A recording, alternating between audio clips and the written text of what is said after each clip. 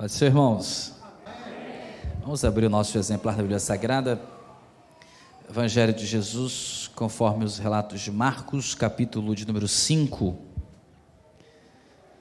Bom nós estarmos juntos aqui, cultuando a Deus, bendizendo o santo nome do nosso Senhor. Deus continue abençoando a vida dos irmãos, pastor David, pastor Rodrigo, todos os irmãos que aqui estão. Deus seja louvado pela vida de vocês. Marcos capítulo de número 5, a partir do verso 1, a palavra de Deus diz assim: chegaram à outra margem do mar, a província dos Gadarenos, e saindo ele do barco, ele saiu logo ao seu encontro dos sepulcros um homem com espírito imundo, o qual tinha sua morada nos sepulcros, e nem ainda com cadeias o podia alguém prender. Porque tendo sido muitas vezes preso com grilhões e cadeias, as cadeias foram por ele feitas em pedaços, os grilhões em migalhas, e ninguém o podia amansar. E andava sempre de dia e de noite, clamando pelos montes e pelos sepulcros, e ferindo-se com pedras. E quando viu Jesus ao longe, correu e o adorou, e clamando com grande voz disse: que tenho eu contigo, Jesus, Filho do Deus Altíssimo? Conjuro-te, pois, por Deus, que não me atormentes. Porque ele dizia: sai deste homem, espírito imundo. E perguntou-lhe: qual é o teu nome? Ele respondeu dizendo: Legião é o meu nome, porque somos muitos. E rogava-lhe muito que os não enviasse para fora daquela província. E andava ali pastando no monte uma grande manada de porcos, e todos aqueles demônios lhes rogaram, dizendo: manda-nos para aqueles porcos, para que entremos neles. E Jesus logo lhe permitiu, e saindo aqueles espíritos imundos, entraram nos porcos, e a manada se precipitou por um despenhadeiro no mar, eram quase 2.000, e afogaram-se no mar. E os que apacentavam os porcos fugiram e o anunciaram na cidade e nos campos, e saíram muitos a ver o que era aquilo que tinha acontecido. Versículo 15: e foram ter com Jesus e viram o endemoniado, o que tivera legião, assentado, vestido e em perfeito juízo, e temeram. Amém? Jesus Cristo e os seus discípulos, ele busca alcançar os pecadores, porque, a bem da verdade, essa era a sua intenção. Quando ele se fez carne, nascendo da Virgem Maria, foi com o propósito de anunciar as boas novas, para que os homens pudessem se libertar da prisão e da força do pecado, para que através do poder de Jesus Cristo, através da graça do nosso Senhor, os homens tivessem novamente acesso pleno e absoluto através do novo caminho que foi aberto na cruz, com o rasgar do templo de alto a baixo, aonde todos os homens, apesar de não fazerem parte de uma estrutura religiosa, de uma aliança feita por Deus com uma nação específica, mas não apenas judeus, mas também aqueles que não faziam parte dessa linhagem pudessem ter acesso. Aquele que é o autor, aquele que existe antes do início, porque tudo é criação dele. Ele existe antes do início porque o tempo é a sua criação, e ele opera fora do tempo. Ele nos coloca no tempo, mas ele existe apesar do tempo. É por isso que nele não há variação e não há mutação. O tempo, ele tem influência sobre você e sobre mim, mas o tempo não influencia ele. Antes de tudo, ele já era. Antes de qualquer coisa, ele sempre será. Por estar fora do tempo é que ele assina o seu nome nas escrituras como o grande eu sou. O grande eu sou é porque ele existe agora, e o agora é eterno para ele. E é esse Deus que através de Jesus Cristo que entra no tempo, está presente no templo, para que nesse cronos da nossa contagem, segundo após segundo, Ele possa operar no nosso meio. É esse mesmo Jesus Cristo que nesse pano de fundo, nessa estrutura histórica narrada por Marcos, decide operar em uma cidade, em uma região que estava completamente distante de todo o cunho religioso da época. Era uma cidade pagã, e do versículo de número 1 ao versículo de número 5, o autor Marcos, ele tenta nos fazer entender os motivos pelos quais Jesus Cristo, ele atravessa uma tempestade, com o propósito de cumprir aquilo que nós estamos sendo treinados essa noite para também executar, para cumprir o ID, para executar a obra primaz, que é ver as pessoas se libertarem da força das trevas, para serem habitados pela maravilhosa luz.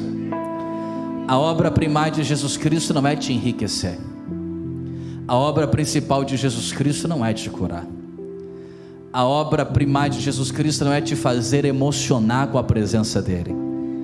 A obra primaz de Jesus Cristo é, apesar da ausência de riqueza ou de saúde, nós entendermos que em nós foi consumado aquilo que Ele fez na cruz do Calvário, de nos tornarmos limpos e purificados pelo sangue do Cordeiro, que não perdeu o seu efeito ao longo dos anos, mas que está presente no nosso meio para nos purificar de todo o pecado e de nos tornarmos diante dele simplesmente aceitáveis. Jesus Cristo, então, no versículo 1, ele chega em uma província chamada província dos Gadarenos. Há uma situação e o fato que chama a atenção de Jesus Cristo e que é narrado por Marcos. Nessa cidade existe um homem, existe uma pessoa. A Bíblia diz no versículo de número 2 que este homem, ele habita em uma região, ele habita em um lugar de morte, ele habita nos sepulcros. O versículo de número 3 nos faz entender que este homem fez morada permanente nesse estado de morte, nesse estado de fim. A Bíblia diz que ele faz morada nos sepulcros, porque não existiam outros lugares os quais ele podia estar. A Bíblia diz que este homem, ele sofre não apenas a influência de espíritos demoníacos. A Bíblia vai dizer que este homem, ele é dominado por espíritos demoníacos. Este homem, ele perde o controle da sua própria história, e ele se vê preso por uma operação de espíritos que tem a intenção de destruir, de acabar com ele. A Bíblia diz que esses espíritos se apoderam dele de uma tal forma que são capazes de controlar a sua boca, a sua fala e a sua força. A operação de demônios na vida deste homem é tão acentuada que essa cidade, ela tenta de alguma forma afastar esse mal do convívio social.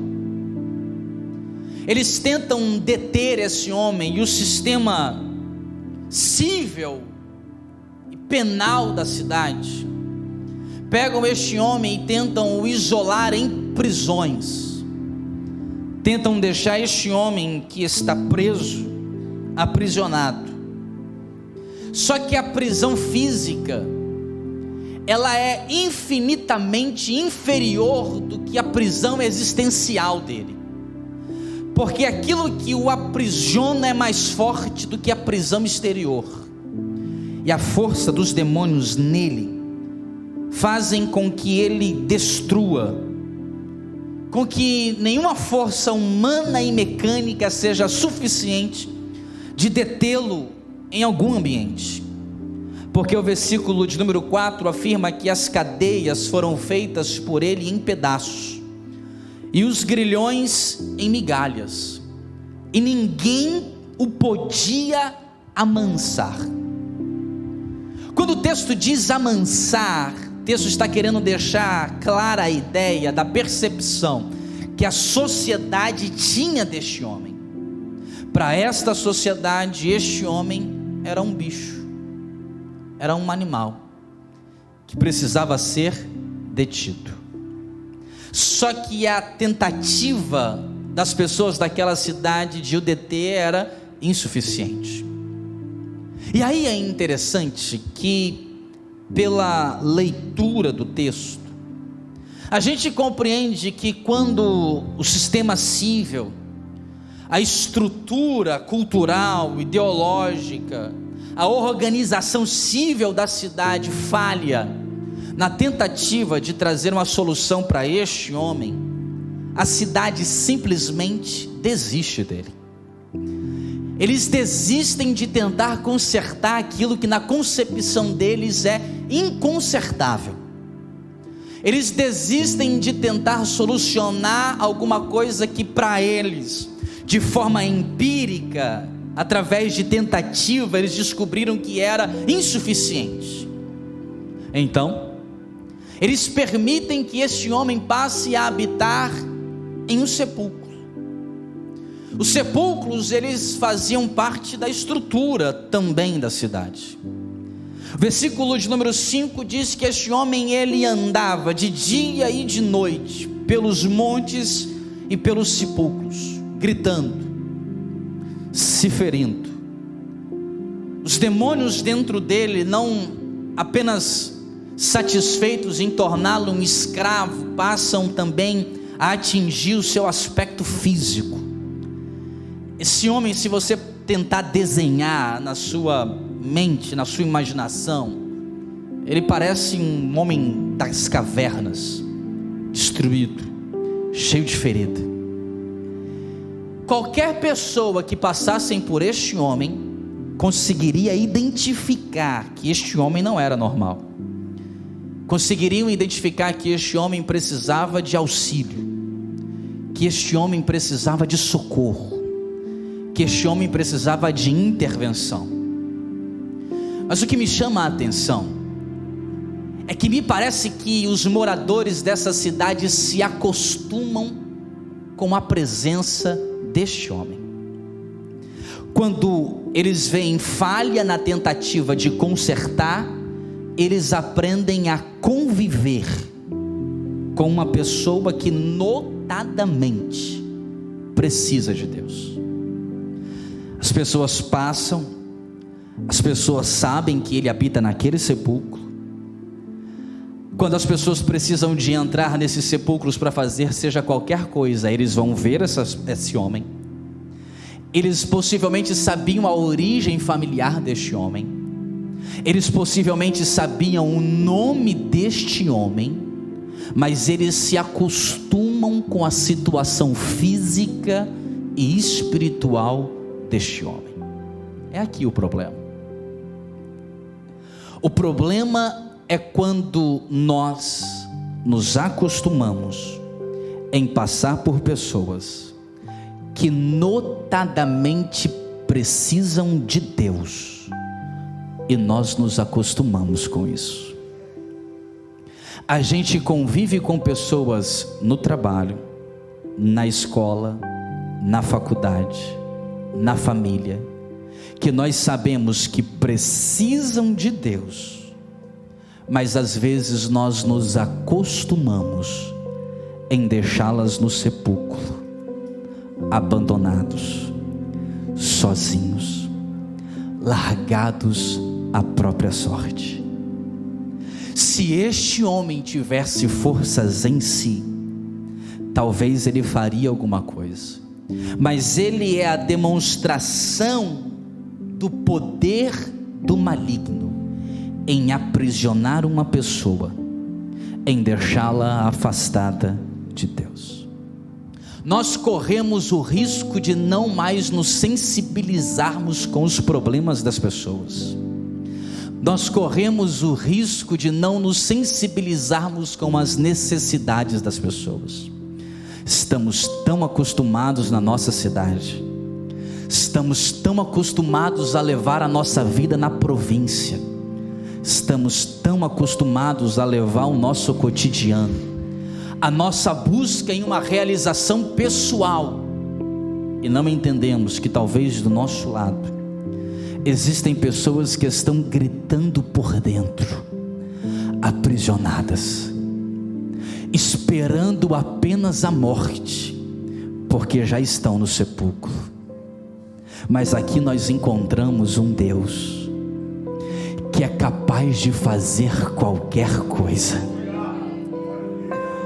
Um Deus que, se para aquela sociedade todas as tentativas falharam, esse Deus ensina que para Ele nada falha.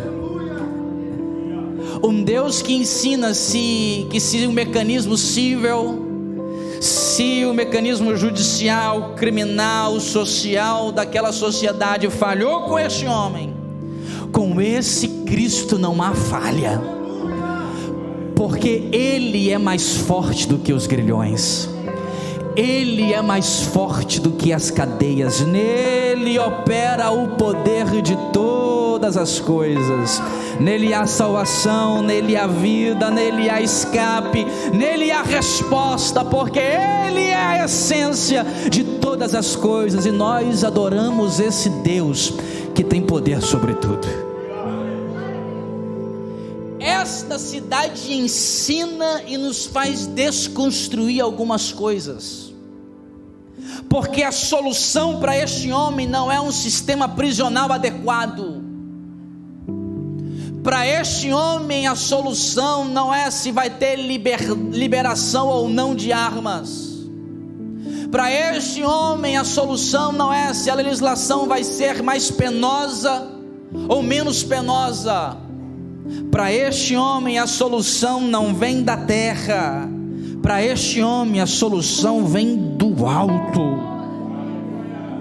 E às vezes nós nos perdemos achando que a solução, por exemplo, para Jacaraípe, a solução para o Espírito Santo, a solução para o Brasil está em uma pessoa.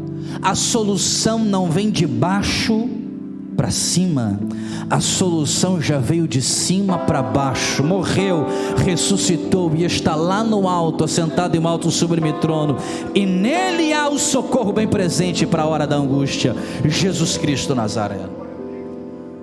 E aí é interessante esses cultos temáticos, porque eles são a oportunidade de nós prestarmos atenção nos sepulcros, para nós prestarmos atenção nos montes, para nós prestarmos atenção nas pessoas.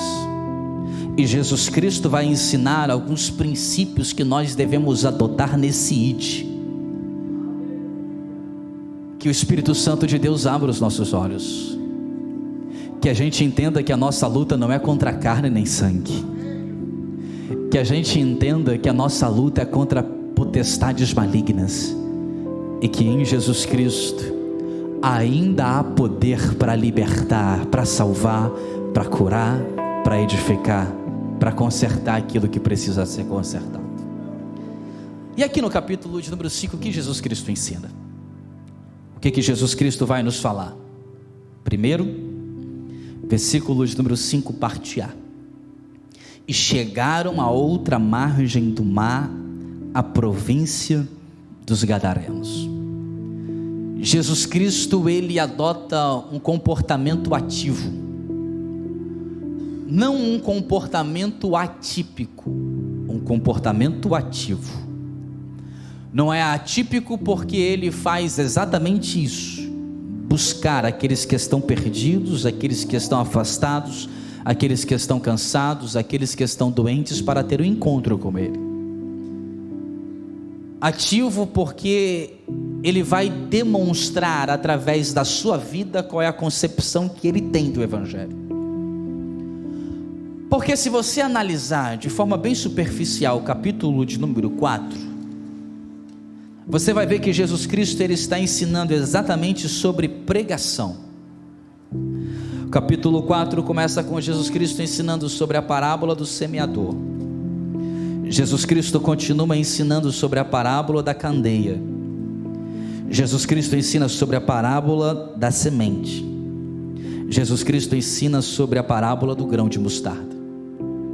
Jesus ele está ensinando para os seus seguidores acerca da pregação, acerca do anunciar.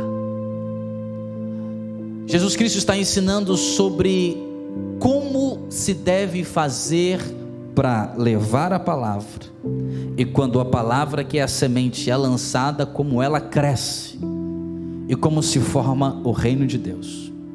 Depois que Jesus Cristo ensina sobre pregação, Jesus Cristo ensina sobre ação.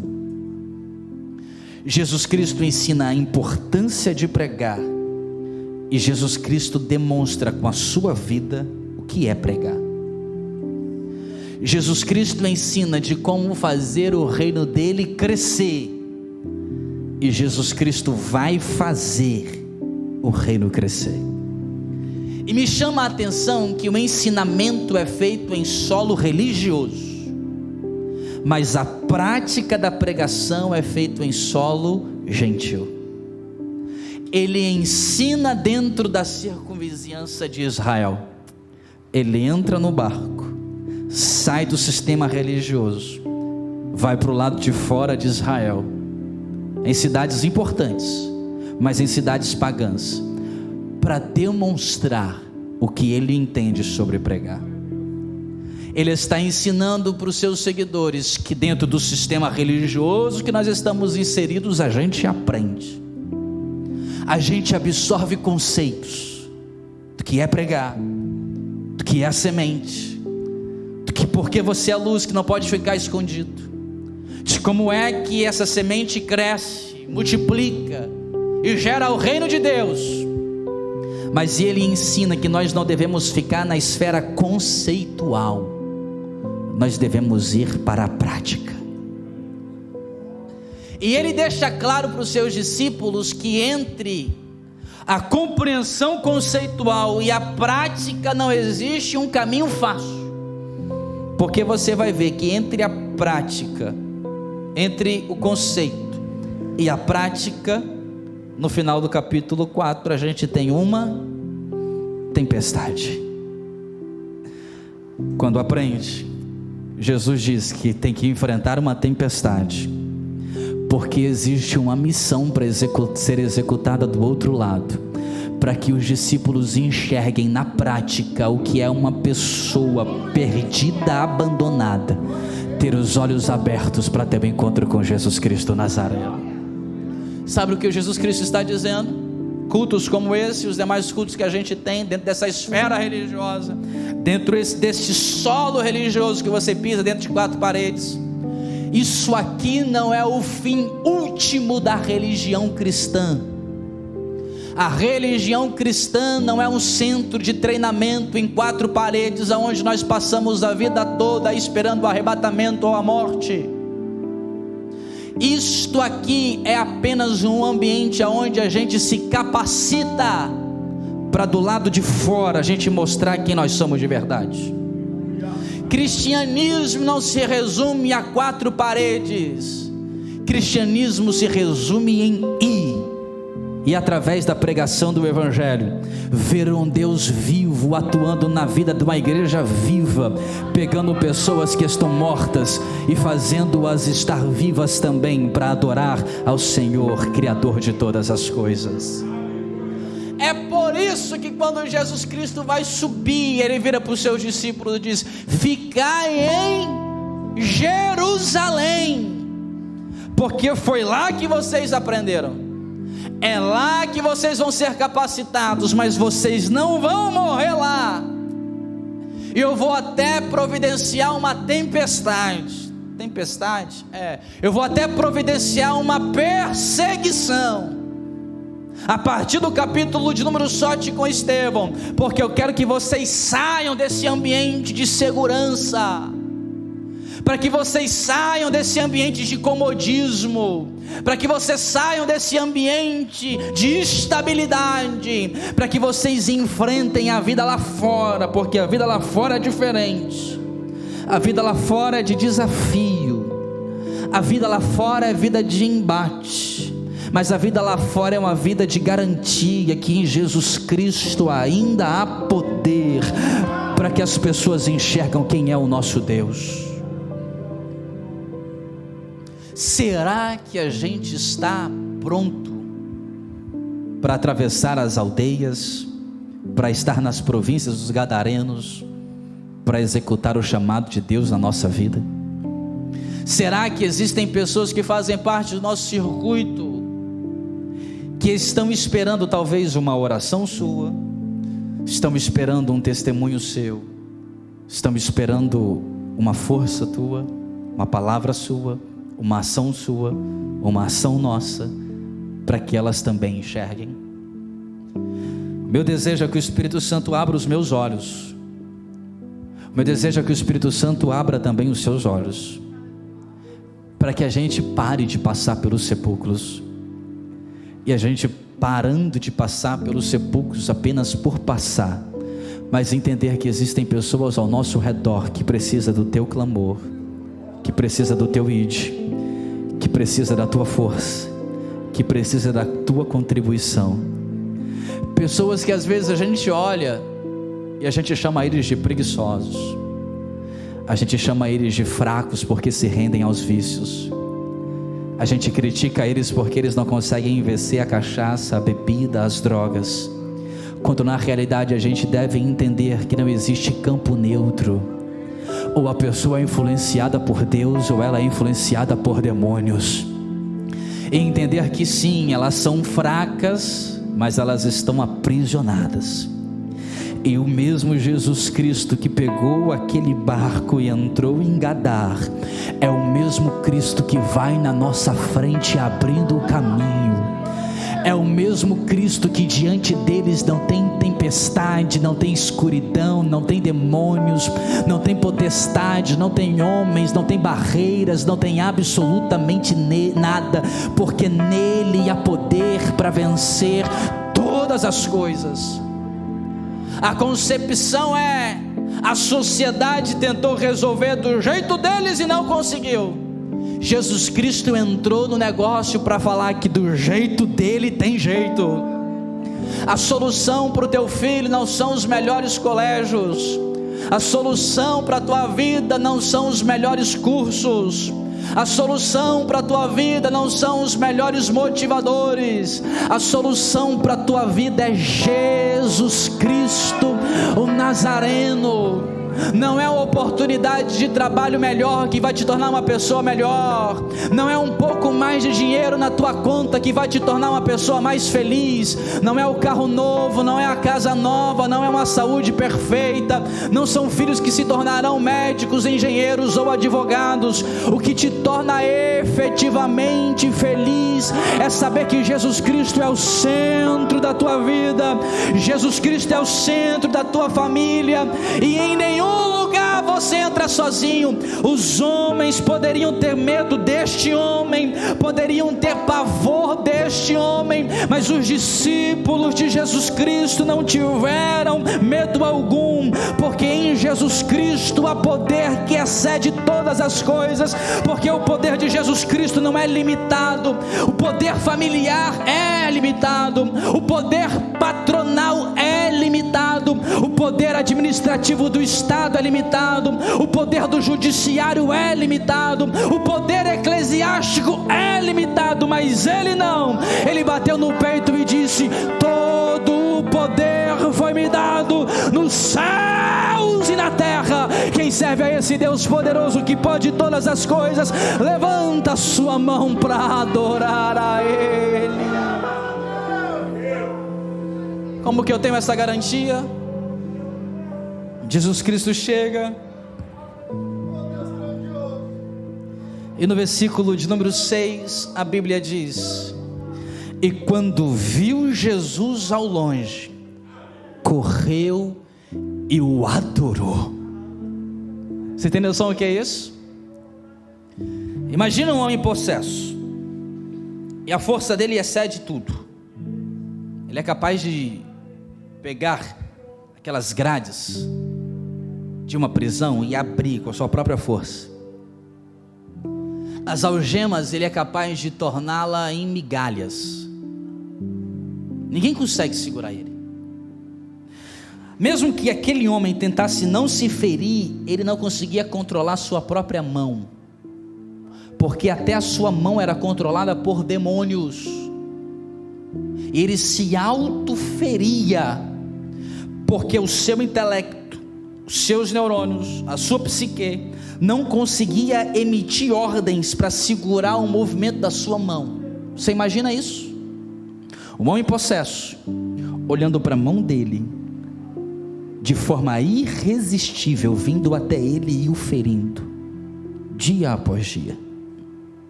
Mas quando Jesus chega, esse monte de demônio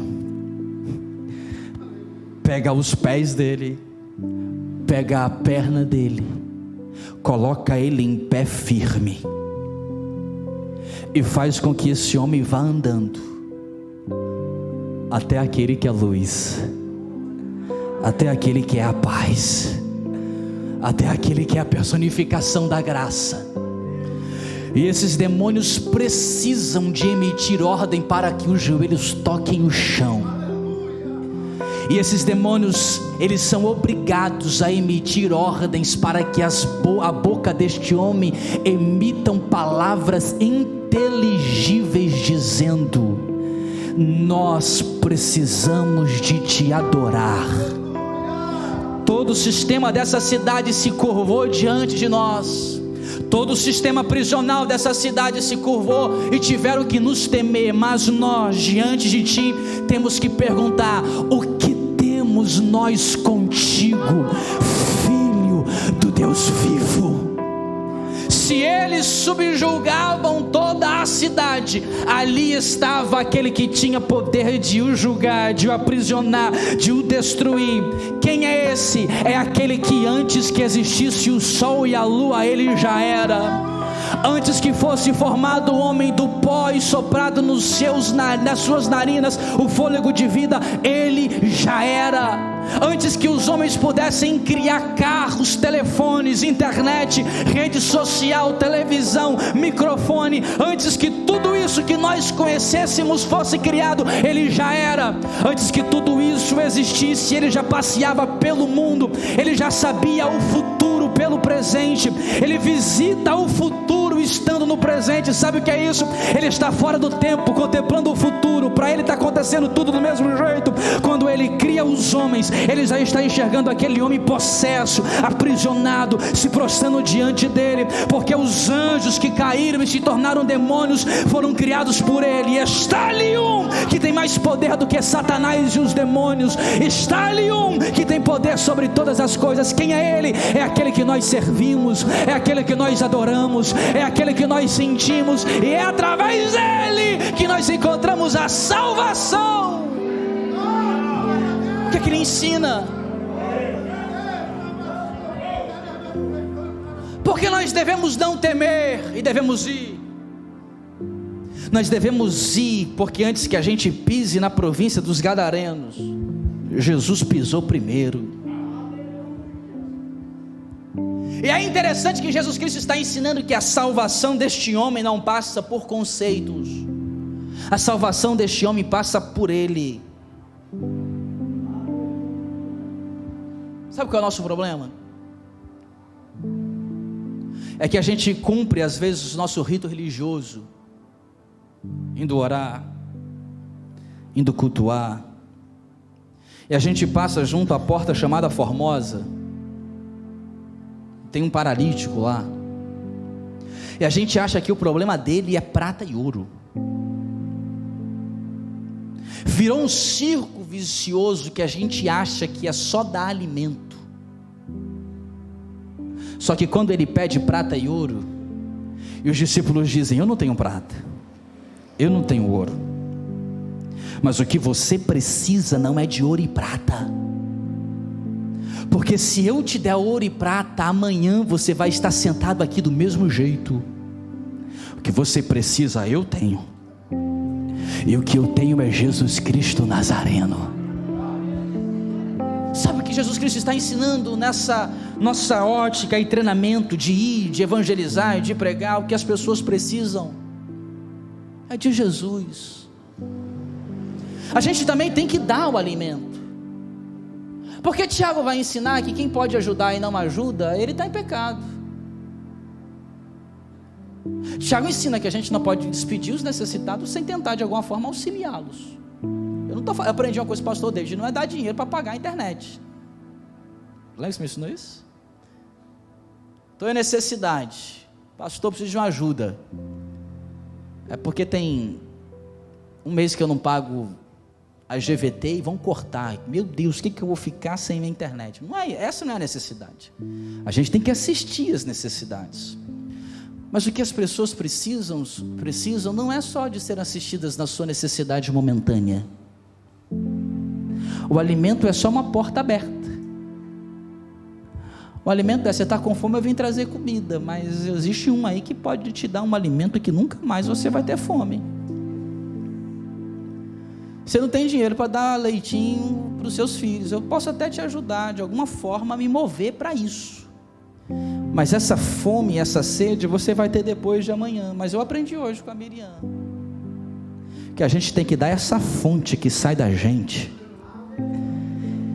que aplaca a sede, porque quando Jesus Cristo matou a tua sede, nunca mais você teve sede de outra coisa senão dele. Quem é espiritual entende. Ele preenche todas as suas necessidades e nele você é efetivamente assistido. O que este moço precisava era de Jesus, e Jesus Cristo se entregou por ele aqui. O que você vai fazer então é só entender que em Jesus você tem poder, não tem nada que fique de pé. Você só tem que anunciar a Jesus Cristo, ele faz o resto. Jesus não te chamou para produzir resultado. Quando você prega a palavra, você não tem que esperar resultado. Jesus te chamou para pregar, ponto final. Tem gente que se frustra porque acha que através dele ninguém se converteu, porque nunca uma pessoa aceitou Jesus através da palavra dele, e desiste. Mas Jesus não te chamou para produzir resultado, Jesus te chamou para evangelizar. Porque se a tua palavra gerasse resultado, a salvação seria por você. A salvação não é por você, a salvação é por ele. Então quem faz o resultado? É ele. Então em igreja, em pregação e evangelismo é assim, eu vou pregando. Se tu dá glória a Deus ou não, eu vou pregando. Se você não quiser se acertar e aceitar Jesus Cristo, eu vou pregando. Essa é a minha responsabilidade, eu prego a palavra. Agora se você ouvir a palavra, o Espírito Santo de Deus vem. O Espírito Santo de Deus te toca, te move, te levanta, de maneira que você tem que pensar, não sei se você vai dizer, mas você tem que pensar e dizer: para onde eu irei, se só Ele tem a palavra de vida eterna? Jesus o Nazareno. E Jesus vai ensinando. Os discípulos pedem, os demônios pedem algo, e o que eles pedem chama atenção, porque eles não querem ser reenviados para o abismo. Mas eles enxergam uma manada de porcos, e eles pedem para que Jesus permita que eles saiam deste homem e vá até esses porcos. Esses porcos, eles não estavam passeando, não era um passeio de porco. Eu não vou testar o Rodrigo para ele falar no plural o que é um monte de porco junto. Não sei se é manada, não sei. Ele que é o dono do português, ainda é, eu não sei. Você sabe, Júnior? Então tá bom. Alguém falou aí? Ah, é? Vários porcos. Qual é o seu sobrenome? É Firmino. É Firmino. Eu sei disso. Eles não estavam lá passando tempo. Eles tinham donos, eles eram uma propriedade, eles geravam riquezas. Tanto é que eles vão se lançar no precipício, morrer, e Jesus Cristo ele vai ser expulso dessa cidade, porque os donos daqueles porcos arrumam uma confusão danada, porque tiveram prejuízo. Mas Jesus está dizendo o seguinte, para ele o importante é esse homem liberto. Aqueles porcos que eram a propriedade de alguém não tinha importância, porque Jesus sabia que eles iriam morrer, sim ou não? Porque para Jesus mais importantes são as pessoas do que as propriedades. Jesus atravessa por causa de uma pessoa. Jesus está olhando, eu sei que esses porcos vão se jogar, vão morrer, eles vão vir atrás de mim, mas a minha preocupação não são com as coisas, a minha preocupação é com as pessoas. Está entendendo? Então para Jesus Cristo o que importa não são as coisas, o que importa são as pessoas. A gente vive um tempo deturpado, aonde a luta do sistema religioso é por coisas. Eles se apropriam de bens e de pessoas como eles fossem dono delas.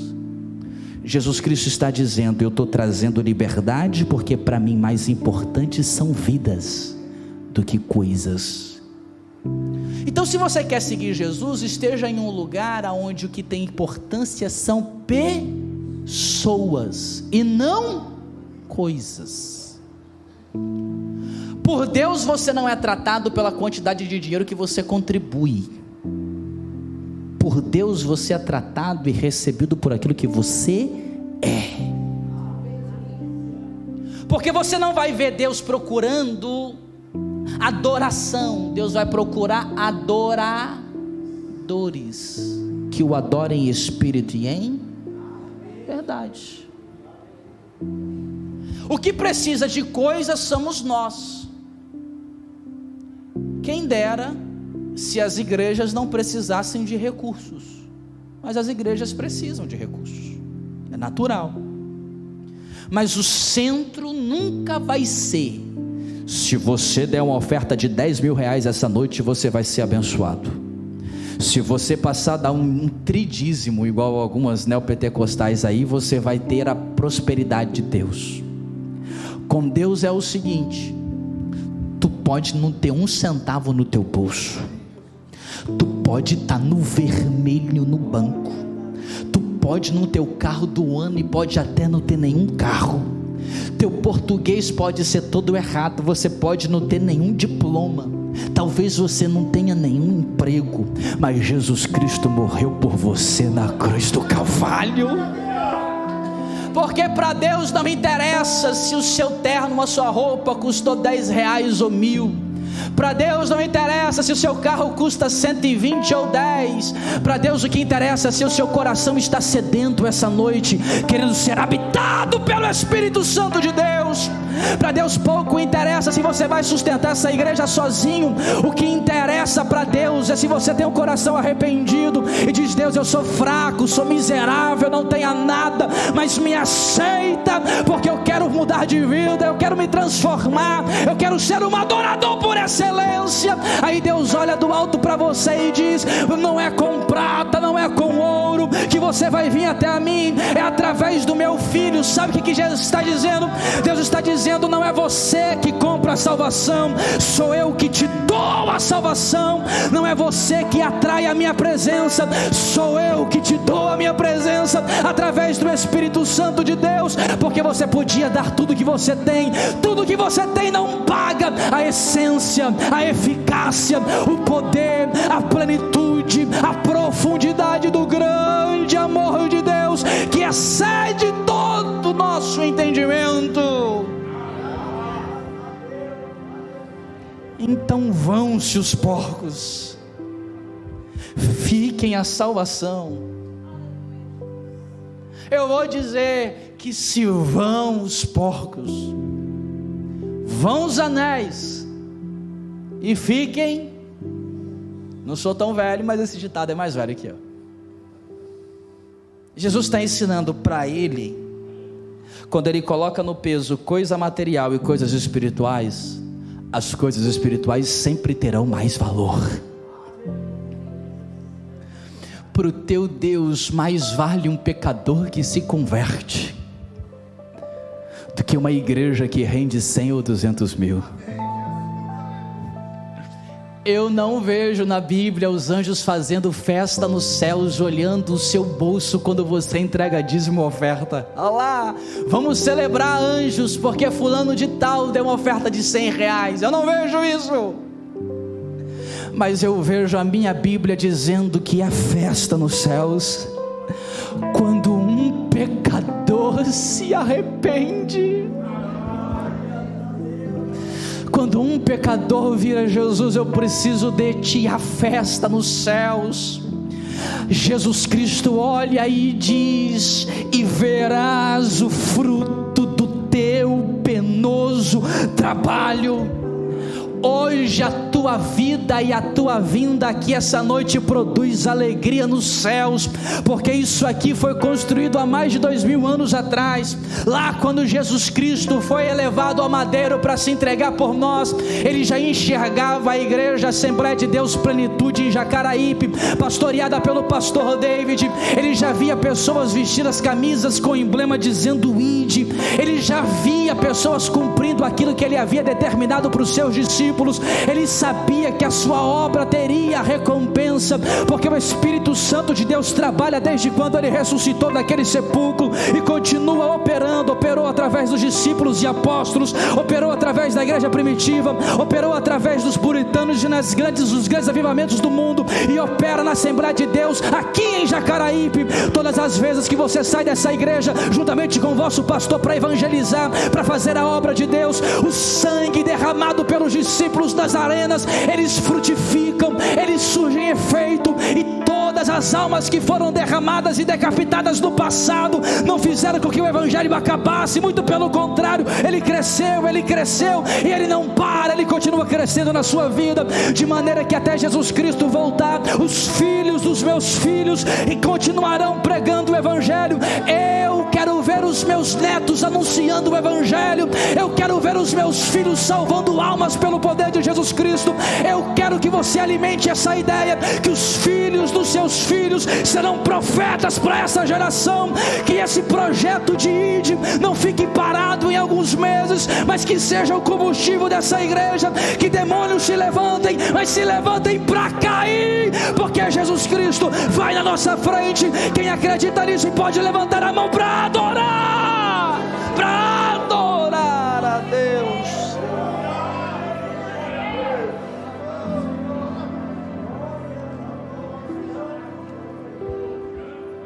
Para Jesus, mais importantes são pessoas. Você não é tratado por aquilo que você quer, aquilo que você tem. Lá fora você é. E às vezes isso gera frustração em você, porque você não consegue se colocar em alguns grupos da sociedade, porque existem barreiras desses clãs. E às vezes você se perde nessa caminhada. Como a sociedade te trata por aquilo que você tem. Às vezes você fica pobre querendo ficar rico, parecer rico. Você fica pobre querendo parecer rico, porque parecendo rico gera aceitação, porque a sociedade te trata assim. Por que quando o cidadão vai dar entrevista para o STV primeira edição, coloca o nome dele e a profissão embaixo? Para quê? Porque as pessoas são conhecidas por aquilo que elas têm. O que acrescenta colocar lá debaixo se ele é advogado ou ele é médico? Porque coloca. Porque as pessoas na sociedade são conhecidas por aquilo que elas possuem. Aqui dentro é o único lugar do mundo que você não é tratado por aquilo que você tem. Está entendendo, irmão Lúcia, por que eu amo o Evangelho? O Evangelho pega um doutor e pega uma pessoa que não sabe falar português, coloca eles no mesmo lugar para ouvir a mesma palavra. para sentir o mesmo Espírito.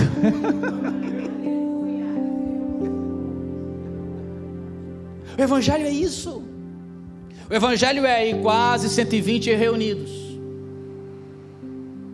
Estavam os discípulos e juntamente as mulheres. Por quê? Porque uma quebra de paradigma. Poderia estar escrito assim: o Espírito Santo veio e todos os homens foram batizados. Está assim? Está assim. E todos foram cheios do Espírito Santo. Lá tem jovem, lá tem pescador, lá tem ex-publicano, lá tem mulheres que não poderiam nem entrar dentro do templo, e quando vem o Espírito Santo na inauguração da igreja, todo mundo é cheio. Porque nesse cenáculo espiritual, Deus não nos divide por aquilo que nós temos. Isso tira o peso. Você não é tratado se você tem iPhone ou você não tem iPhone. Você não é tratado se você sabe falar inglês ou você não sabe falar inglês. Você é tratado, Deus olha, tem a marca de Cristo Jesus, nasceu de novo, vós sois o povo eleito, sacerdócio santo, propriedade exclusiva de Deus. Quem é a propriedade exclusiva de Deus essa noite?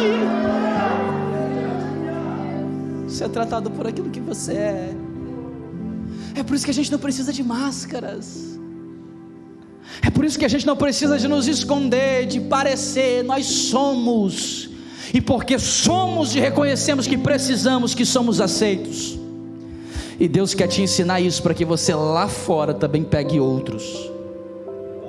Porque quando você entende isso, não há preconceito no evangelismo. Você não quer evangelizar só alguém da alta sociedade. Você não quer evangelizar só alguém que tem dinheiro. Você não quer evangelizar apenas uma pessoa que é de uma etnia. Quando você evangeliza todos. Porque Deus te ensina que aquela pessoa que não tem dinheiro, está desempregada, não tem comida em casa, tem o mesmo valor do que o pediatra do teu filho. Todas elas precisam do mesmo Deus. Você não trata as pessoas por aquilo que elas podem fazer por você, porque você entendeu que Jesus Cristo fez por você aquilo que você não tem como fazer por Ele. O que Ele fez por você, você não consegue pagar. Então você prega sem receber nada em troca, porque você vai levar o evangelho daquele que te chamou. Então quando os irmãos aqui vão distribuir ceia, não distribui alimentos esperando alguma coisa. A gente distribui porque a gente distribui. É amor por amor. O crente ama por amar sem esperar amor em troca. Porque nós somos a personificação de Jesus Cristo. E para a gente o mais importante é que essas pessoas também sejam habitadas por Deus. Por Deus. O que ele mais ensina? Verso 15. As pessoas vêm para ver o que tinha acontecido, e está escrito assim: foram ter com Jesus, e viram o endemoniado que tivera a legião assentado, vestido e em perfeito juízo, e temeram. Aquele que vivia aprisionado, quando tem um encontro com Jesus, além da salvação, tem uma mudança de vida. Aquele que ficava gritando, se cortando, se ferindo, quando encontra Jesus Cristo, ele senta. Por que ele senta? Porque ele tem paz, porque ele não é mais preso, porque ele tem liberdade. Em Cristo nós temos a liberdade, paz. Mas não confunda essa liberdade para você fazer qualquer coisa. É liberdade porque você não está mais preso pelo pecado. Jesus Cristo te liberou e te faz ser dele. O evangelho vem e pega a pessoa e coloca nele dignidade. Olha para o seu passado. Coloca na balança. Ninguém dava nada pela gente. Deus fez tudo por nós antes mesmo de nós termos condição. E hoje em Cristo nós temos dignidade. Sabe o que as pessoas lá fora precisam? Dignidade. Elas perderam o controle da sua própria vida. Muitas delas são literalmente fantoches na mão de demônios. Deus conta com você para que essas pessoas sejam libertas e passem a ter dignidade. Sabe como você consegue ter isso e fazer isso? E recebereis poder. Por isso que não tem como ser uma igreja ortodoxa e achar que vai ser relevante na sociedade se ela também não tiver o poder de Deus. Não adianta ter bons conceitos se também não tiver a chama do Espírito Santo. Não adianta conhecer a Bíblia de Gênesis a Apocalipse se também não conhecer o Espírito Santo de Deus que enche, que transborda. Porque todas as vezes que o mover de Deus vem no nosso meio, nós somos capacitados para quando sairmos lá fora, lançarmos fogo no arraial dos filisteus, e em Jesus Cristo simplesmente raptarmos as almas que estão aprisionadas pelo inferno, e arrancando-as, trazê-las para a preciosa luz, através do poder de Deus. Eu não sei se você crê, eu não sei se você quer, mas hoje tem poder de Deus para aqueles que creem e querem. Tem revestimento de poder. Eu não sei há quanto tempo que você não fala em línguas estranhas, hoje você pode ser renovado. Eu não sei há quanto tempo que você busca batismo com o Espírito Santo, hoje Jesus Cristo pode te batizar. Eu não sei há quanto tempo que você vem para a igreja e não sente absolutamente nada, hoje, através da palavra, você vai sentir o Espírito Santo de Deus dominar a tua vida, te levantar em uma carga espiritual ainda maior, para que através do nome dele você faça proezas. E eu termino. Eles queriam que esse endemoniado liberto voltasse com ele, com Jesus Cristo. Aí Jesus vira e fala com ele. Jesus, porém, não lhe permitiu, mas disse-lhe: vai para a tua casa, para os teus, e anuncia-lhes quão grandes coisas o Senhor fez, e como teve misericórdia de ti. E ele foi e o começou a anunciar em Decápolis qual grandes coisas Jesus lhe fizera, e todos se maravilhavam. Jesus Cristo está ensinando. É claro que esse homem queria seguir Jesus Cristo. Como querer ficar longe daquele que é o seu Salvador e Libertador? Mas Jesus Cristo está ensinando sobre o ID. E quando ele ensina o ID, ele está dizendo: você se tornou meu discípulo para fazer discípulo. Não é isso que a história dessa igreja diz? Discípulos que formam discípulos, que formam discípulos, que continuam discipulando até Jesus Cristo voltar. Não é essa a regra básica do Evangelho? Eu te ensino o Evangelho, você ensina o Evangelho a outras pessoas, essas pessoas aprendem, ensina o Evangelho a outras pessoas. É quase uma pirâmide. Eu chamo um, esse um chama mais 10, esses 10 chamam mais 100, e eles vão falando do amor de Jesus Cristo, e as pessoas vão me ensinando. O que eu quero dizer com isso? Você não foi chamado para morrer aqui dentro e definhar. Você foi chamado para fazer discípulos. Que o seu discípulo primeiro seja os seus familiares, os seus filhos. Que você faça e constitua discípulos. Ajuda o teu pastor a discipular pessoas. Não perca mais reuniões nos lares. Aprenda a convidar os seus vizinhos para participar também das reuniões. Você só tem que convidar. Se ele vai aceitar ou não, não é responsabilidade tua. Talvez o Espírito Santo já está aquecendo o coração dele, só falta você falar: vai ter um café lá em casa. Quando você menos termina a frase, ele já responde: eu vou lá. Porque a obra é de Deus. E esse moço evangelizou uma cidade. Esse moço foi testemunha vivo, porque ele dizia para a cidade: vocês lembram de mim? Eu imagino ele pregando. Estou encerrando. Chegava para alguém para pregar uma moto, e as pessoas: não, calma aí, você não é aquele que todo mundo tinha medo? Fica tranquilo, o que eu era eu não sou mais. A minha braveza de antes eu fui transformado em outra pessoa. A mentira que eu falava antes eu não falo mais. A vida que eu tinha antes eu não falo mais. Mas o que aconteceu com você? O que você fez? Nada.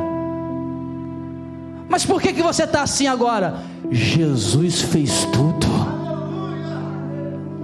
Então não me interessa a profundidade da podridão do teu pecado. A profundidade do teu pecado é simplesmente o mecanismo qual Deus usa para dizer para as nações aquilo que Deus fez com você. Se teve jeito com você, também tem jeito com teu vizinho. Se teve jeito com você, também tem jeito com seu amigo.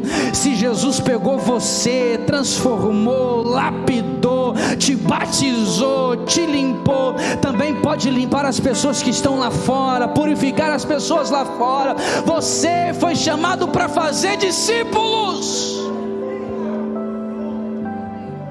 Quantos querem fazer discípulos? Fique em pé.